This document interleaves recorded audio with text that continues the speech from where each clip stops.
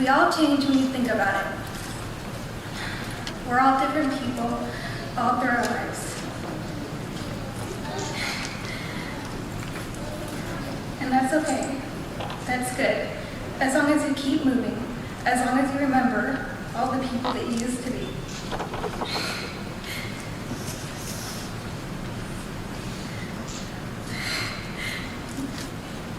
My life story is not perfect. It's not pretty.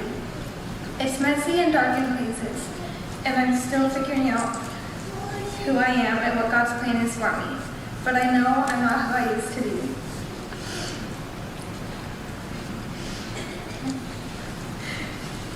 I was born into a Christian home and raised in the church.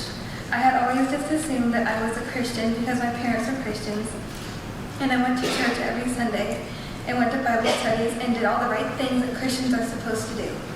But my faith was never my own. When I got a little older, I started questioning the religious things that my family and I always did.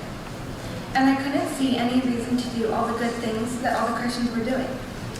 And so I turned completely away from Christianity and away from God.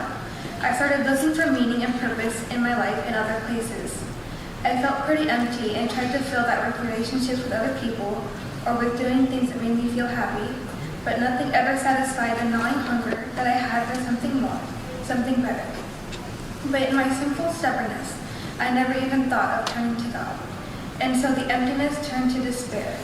If there was no meaning to life, what was the point of living it?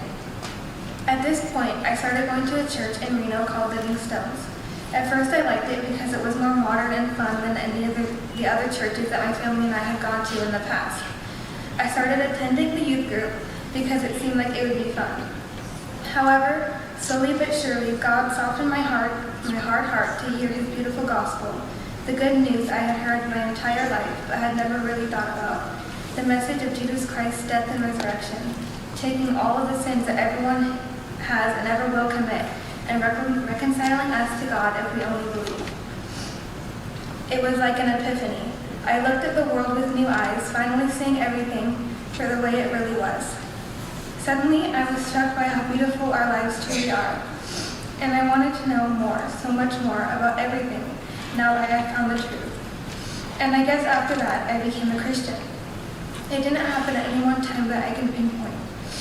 There was no moment where I suddenly realized that my life and heart were changed. I often struggled with the simplicity of the gospel message, that I didn't have to do anything to redeem myself from the pit of darkness, except repent and place my faith in God. But as Eustace Scruggs said in The Voyage of the Dawn Treader, no matter how hard I tried, I just couldn't do it myself.